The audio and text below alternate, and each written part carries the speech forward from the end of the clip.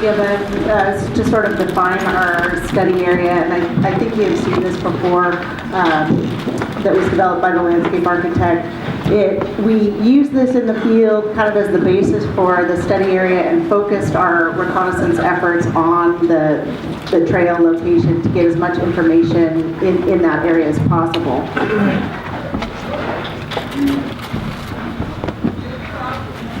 So the way we went about the wetlands reconnaissance is we first looked at all the existing information that was available. We reviewed the city's GIS database,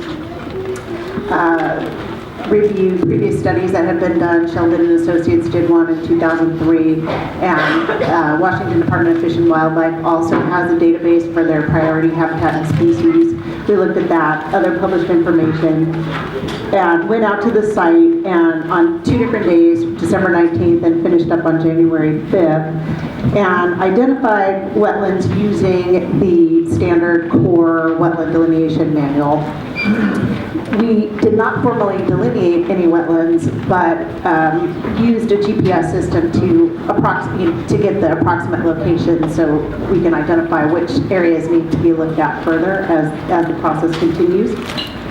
And then the wetlands were rated using the current ecology rating standard, with category 4 wetlands being the lowest rating and category 1 wetlands being the highest rating.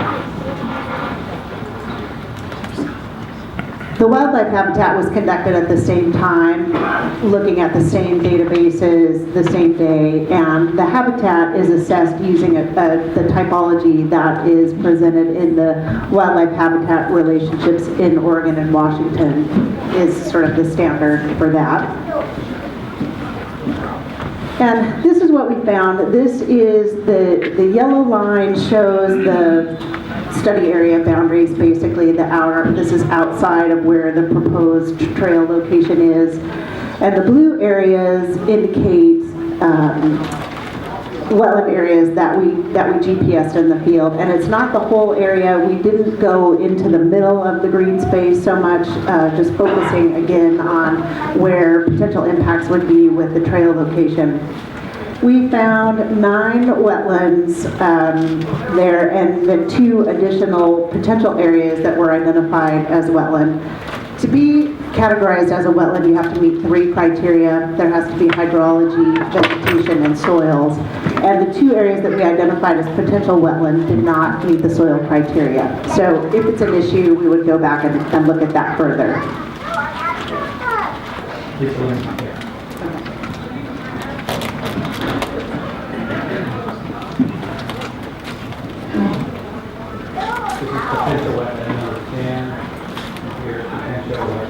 Could you speak up, please, or use a mic? So John just pointed out that that's potential wetland number 10, and this other area, there's a potential wetland there that we call number 7. So there were 11 potential areas identified. Our report is available on the city's website, on the park website, that has a listing of these wetlands, their estimated size, the potential rating, and information about each wetland area. So the habitat assessment, GC Green Space is one of the undeveloped forest areas in the vicinity. There's not another area like this nearby. It's adjacent to the golf course, which provides additional habitat area. And based on the typology that I had just explained, there are 3 habitat types in the green space. There's a lowland conifer hardwood forest, west side riparian wetlands, and herbaceous wetlands. The green space does provide substantial wildlife habitat. It's well connected. There's not a lot of disconnections within the green space, and it does have habitat value. There are some threats to that habitat value, including dumping of refuge. There's invasive plant species there, English ivy, some cultivated plant laurel that are coming into the area. But there has been a fair amount of removal of that and replanting that has been done, and that has been very successful. So there is a diverse community of trees and shrubs that provide habitat for the birds and small mammals and amphibians that are present. The birds that were observed are common species in urban areas. There were no threatened or endangered plant or animal species identified in the area.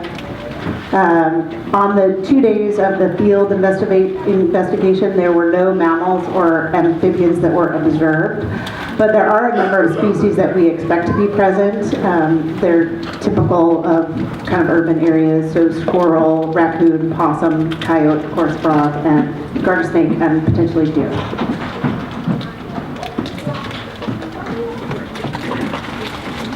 So what does this all mean from a regulatory standpoint? And as the process goes forward, one of the things that will be evaluated is what the regulatory implications are. Wetlands and wildlife are protected under the city's environmentally critical areas regulations. The code citation is there, 2509 of the Seattle Municipal Code. Trees within the city are also protected under the Tree Protection Ordinance, and that's 2511 of Seattle Municipal Code. The city also provides additional protection for exceptional trees, which are categorized by groups of trees or have historic or aesthetic value, has additional protections. If there is any wetland fill associated with the project, then it would trigger another level of environmental permitting, which at the federal and state levels. And buffers are also regulated under the city's code. So there are a number of ways to avoid wetland impacts, different trail surfacing, boardwalks and things through wetlands, and pier piles are not considered fill under federal, state, or local regulations.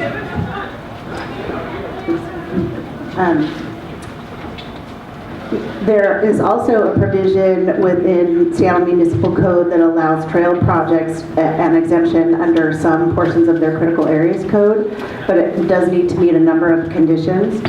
One being that it's a benefit to the public and that the project has taken steps to avoid and minimize the impact to the critical areas to the greatest extent possible. So it's possible, that will be evaluated as project moves forward.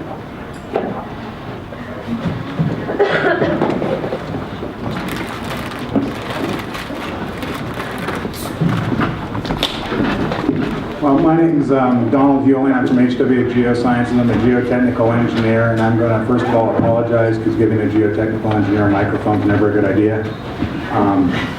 So we did a site reconnaissance just like Lisa's firm did, but we were looking more for the geotechnical aspects that will be a consideration to this potential trail or proposed trail.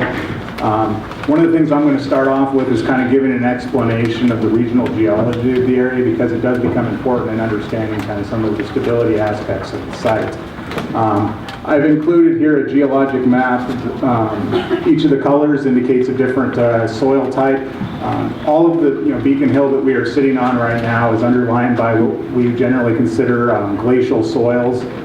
Those are either soils deposited by glaciation in the last about 13 to 18,000 years ago, or they're soils that have subsequently been overridden by glaciers and consolidated. So in general, what that means is they're very stiff and dense soils that are not prone to deep-seated global instability like we saw up in Oso in March. These are soils that tend to hold slopes fairly well from a large failure standpoint. They are prone to surface erosion due to wetlands on slopes as well as freeze-thaw processes, and we'll be talking some about that in my presentation. So if you look at this map, the blue soil up here is glacial till. A lot of people call this hard pan, and it's found up near the top of the Chiste Green Space area. A lot of times this has somewhat looks like cement. It's really hard to dig through. Below that, you transition into a sandy deposit that's also been overlaid by the glacier and is very dense, but it doesn't have the cohesion and the cementitious material that glacial till does, so it tends to ravel when exposed to water and freeze-thaw cycles. Just circle around kind of areas. So the Cheesty green space is right here in the black area. The glacial till is the purple. The green is this advanced outwash sand that's very dense.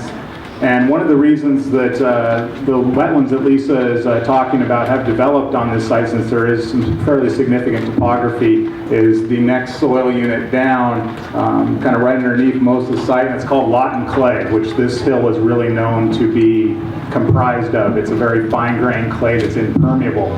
So when water infiltrates into the ground surface on top of the hill, it gets into that sand that it can flow through. It hits the clay, it can't go any further, and it comes out wherever it can on the slope. And that's why we've discovered 11 possible wetland areas, is because that's where this water is daylighting. When that water daylights, it tends to erode and cause slope instability, near surface slope instability. As you move down, you kind of go through another sequence from an older glaciation, but it's kind of the same thing: a glacial till, a sand, a clay, a glacial till, a sand, a clay. So that's just generally the regional geology of the area that we're going to talk about. Move to the next slide. This is a LiDAR image. Again, the red area is kind of our area of interest. What this kind of shows is, up here is the glacial till soil that's very dense, and you can see these features right here. What you're observing here is, a long period of time of near surface instability due to this freeze thaw, due to those seepage zones. You're not seeing any really large circular failure plains. So from a stability standpoint, this site over the long term is somewhat unstable, because it is going to be prone to surface erosion. In the upper 2 to 3 feet of the soil along the whole slope could have movement. Generally, it may go 10 or 12 years in an area without any movement, and you might get a little slough in an area and expose another dense surface, and then until that weathers, it won't fail. But that's kind of what we're seeing right here in this area. Go to the next slide. So again, this is another version of kind of Lisa's drawing, but this has the geotechnical information in it. The blue area right in this area indicates areas that the Seattle Department, or the DPD, Seattle Department of Planning, has mapped out as slope instability areas that shows evidence of slope instability. Again, that's the same kind of areas that you're seeing in that LiDAR map previously, where there's just been long-term, shallow slope instability. We went around and we have our geotechnical report up on the website as well, but we have several locations where we've kind of taken GPS readings and we put notable, I don't even know if I'm going through this thing or not. We put notable geotechnical things of interest that we've discussed in our report at each of these points. We also have indicated with squiggly lines the locations of seepage that we observed on site that's causing some of this instability. Those seepage points will correspond almost exactly to the wetlands that Lisa is talking about. So from a slope stability standpoint, those are very problematic. From an environmental standpoint, they're very important. So in a way, it's kind of a catch-22. They're causing problems, but if you got rid of them, that's also a problem. Again, we have some wetlands. We'll talk a little bit later in our presentation about the boardwalks and locations where those might be feasible. We also identified a few areas of active instability out on site. One of them is in a location. There's been a soldier pile and lagging wall, which is a type of retaining wall that's been placed down in this area, and we found evidence of instability behind it, and I'll talk more about that. That may be a possible area that will, in future portions of design, some attention will need to be paid. We found some areas over in this area by some proposed stairs in which there looks like there's been historic filling over the edge of the slope. And what that does is it buries topsoil, and that topsoil, when it decomposes, becomes slippery and it causes surface sliding. So there might be also need to be some consideration over in this area. At one of the wetland crossings right here, we also found that that's one of those seeps in the wetlands that Lisa identified is causing erosion and retreat of the slope in that area. So we may need to be cognizant of that while placing or aligning the trail in that area to make sure that that seep is not going to, in 10 years, take out the trail, or the trail is not, progressing that effect. So if you want to move to the next slide. So again, I want to focus in on this area right in here. Again, I don't have the date, and I don't have the design information for this soldier pile and lagging wall that was placed in here. You can go to the next slide. There's a picture of it right here. When we went upslope from this area, and part of the trail traverses upslope of this area, we found two headscarps. And what a headscarp is it's basically a location where when you have a landslide, whether it be near surface or deep-seated, the land goes down and you have displacement across a discrete zone. So you have a vertical surface and a flat area and a flat area, and that indicates past instability. We found two headscarps. If you go to the next slide, this is one of them. You can see up here is where the soil used to be. This soil mass here dropped down, and that's the scarp exposed right here. This one was located fairly close to the back of that wall. Based on looking at this, it doesn't look like it slid any time in the recent history. It looks like the latest slide was probably before the construction of that wall. So one of our assumptions is that wall is most likely addressed the stability issue in this area. If you go to the next slide, it's not as pronounced, but there's a big feature that's got a lot of overgrowth around it of another scarp upslope of that first one that's moss covered, which would indicate this is probably 10 or 20 years ago. So this area displays evidence of long-term instability that we are currently assuming that has been fixed by the placement of that structural wall.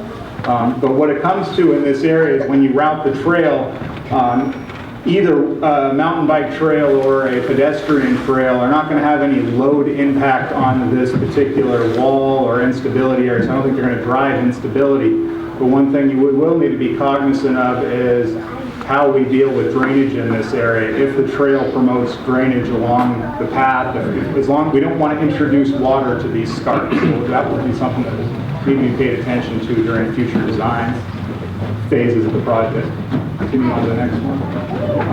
Again, I talked to this earlier, the stair area over here. The stair structure is probably going to either require some, I guess, more intense work than just normal stairs, just throwing them on a slope. There'll probably either have to be some over excavation or replacement to get that slimy, decomposed organic layer out from underneath the fill, or support it with some vertical, little small diameter pin piles, which are basically fence posts driven into the ground to provide vertical support.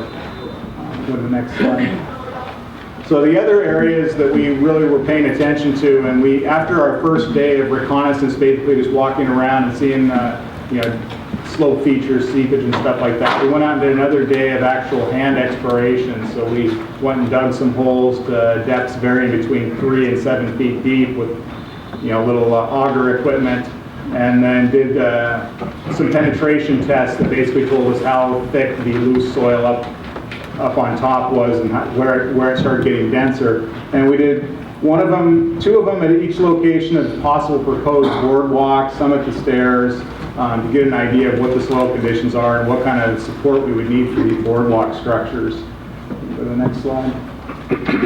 So again, this boardwalk could look several different ways depending on what this group decides and what the design team decides, but ultimately it's going to have to be, in order to not induce fill in the wetland areas, it's going to have to be supported on some kind of vertical pile system. To provide the minimal disturbance to the native environment, what we would suggest that we used is a proprietary pier system called diamond piers. You can kind of see one here. It's a little concrete blob that has some holes at angles, and you take 2-inch diameter fence posts and you drive them down into the soil, and that provides support through the wetland soils. And it's very, very low impact to the environment, and you can snake, as long as you can get a jackhammer with an air hose in, you can do that. Whereas a lot of the other ones other kind of pile supports are much more invasive, requiring you to bring in an excavator and stuff that's really going to be disruptive to the environment. So that's kind of what we were looking at for the boardwalk or wetland crossing areas.